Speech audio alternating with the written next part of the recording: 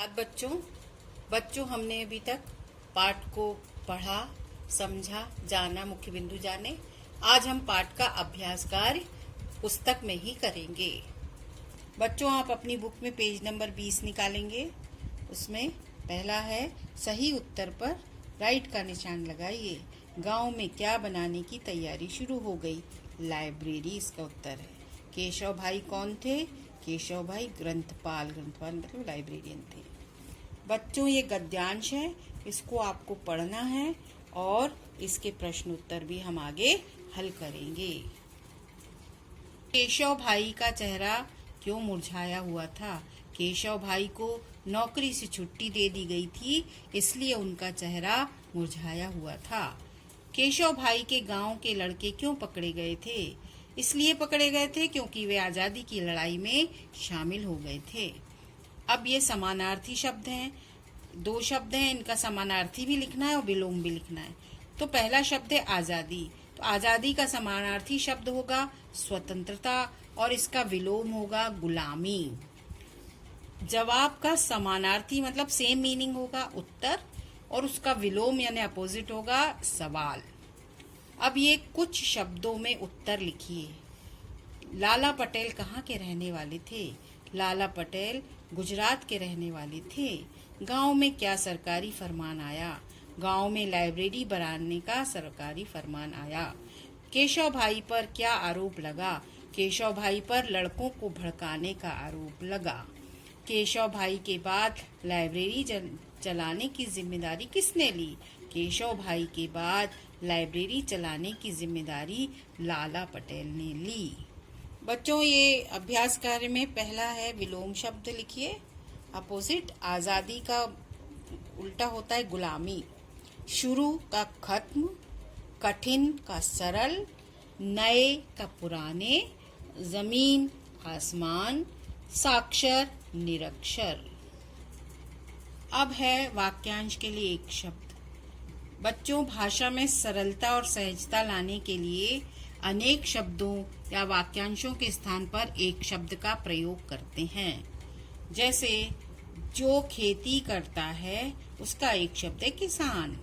जो पढ़ा लिखा ना हो अनपढ़ अनएजुकेटेड, जो पढ़ा लिखा हो साक्षर। बढ़ई, लकड़ी का सामान बनाने वाले को क्या कहते हैं? बढ़ई। कारपेंटर, जो उपजाऊ ना हो बंजर। पुस्तकालय का मुख्य अधिकारी को क्या कहेंगे? ग्रंथपाल। अब हमको पाठ में से लाइब्रेरी शब्द के पर्यायवाची चुनकर लिखना है। तो पुस्तकालय शब्द है और ग्रंथालय, और बच्चों किताब घर भी कहते हैं। अगली एक्सरसाइज है वर्ण विच्छेद। वर्ण को अलग अलग करना वर्ण विच्छेद कहलाता है। वर्णमाला में हम पढ़ते हैं स्वर और व्यंजन। तो व्यंजन होते हैं क ख ग घ वगैरह पूरे, और अ ई ये होते हैं स्वर। तो जो व्यंजन होते हैं उसमें छोटा अ लगता है जब जाके व्यंजन पूरा होता है, जैसे क ख ग घ, इसमें पीछे से आ की आवाज आती है, मतलब इन अक्षरों में छोटा अ लगा होता है। तो वर्ण विच्छेद में हम अक्षरों को अलग करते हैं।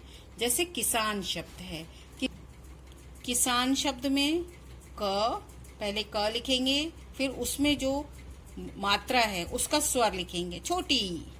फिर स है, स लिखेंगे, उसमें बड़ा आ लगा हुआ है, बड़ा आ स्वर लिखेंगे।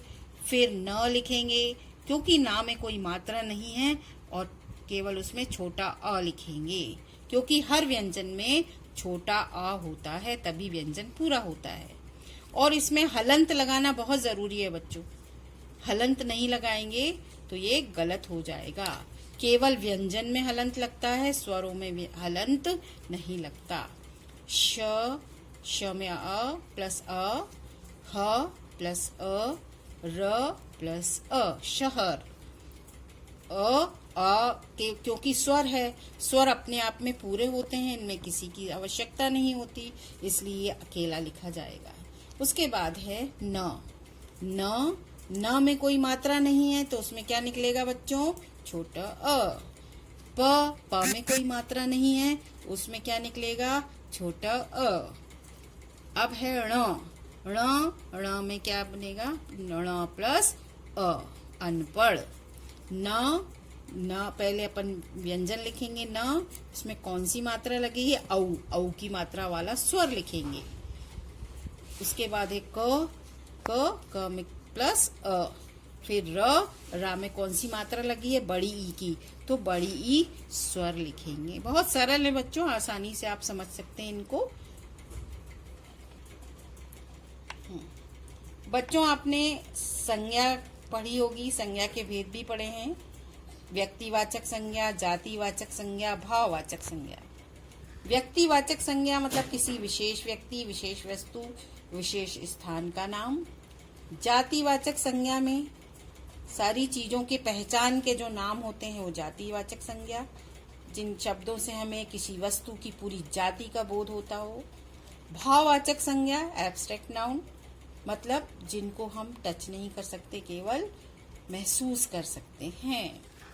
तो ये जो वर्ग पहेली है उसमें व्यक्तिवाचक संज्ञा, जातिवाचक संज्ञा और भाववाचक संज्ञा के उदाहरण छुपे हुए हैं, तो हमने उनको ढूंढा है। तो व्यक्तिवाचक संज्ञा में क्या निकला है? लाला पटेल, केशव और दीपा, ये 3 शब्द हैं। यहाँ मैंने नंबर भी डाले हुए हैं। नंबर 1 मतलब व्यक्तिवाचक संज्ञा, नंबर 2 मतलब जातिवाचक संज्ञा, नंबर 3 मतलब भाववाचक संज्ञा। जातिवाचक संज्ञा में है लाइब्रेरी, गांव और लड़का। भाववाचक संज्ञा में क्या निकला है? हिंसा, अहिंसा और आजादी। विद्यार्थियों, हम पढ़ेंगे सर्वनाम। संज्ञा के स्थान पर आने वाले शब्द सर्वनाम कहलाते हैं। जो शब्द संज्ञा के स्थान पर आते हैं उन्हें सर्वनाम कहते हैं। तो बच्चों, हमको वाक्यों में आए सर्वनाम शब्दों को रेखांकित मतलब अंडरलाइन करना है। लाला पटेल गांव के बुजुर्ग थे, सब उनकी सलाह लेते थे। यहाँ पर उनकी शब्द सर्वनाम है। लोगों के लिए नाम कठिन थे, उन्होंने अपने नाम इजाद कर लिए। यहाँ पर उन्होंने शब्द सर्वनाम है। केशव भाई का काम बढ़ गया, वे लोगों को साक्षर बनाना चाहते थे। यहाँ पर वे शब्द सर्वनाम है। केशव ने जवाब दिया, मुझे नौकरी से छुट्टी दे दी गई है। यहाँ पर मुझे शब्द सर्वनाम है। शब्दार्थ पढ़ेंगे बच्चों। आजादी, स्वतंत्रता। फरमान, आदेश। अनपढ़, जो पढ़ा लिखा ना हो। सलाह, राय, मशविरा। चौपाल, बैठक।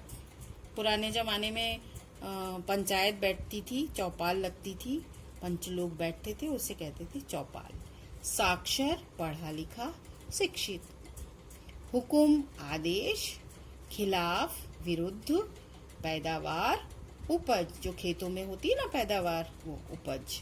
बंजर, अनुपजाऊ, मतलब कुछ धरती ऐसी होती है ना जिनमें कितना भी खाद डालो, कुछ भी करो, फिर भी उसमें पेड़ पौधे या खेती नहीं होती, उसे कहते हैं बंजर। बच्चों, ये 2 मुहावरे दिए गए हैं।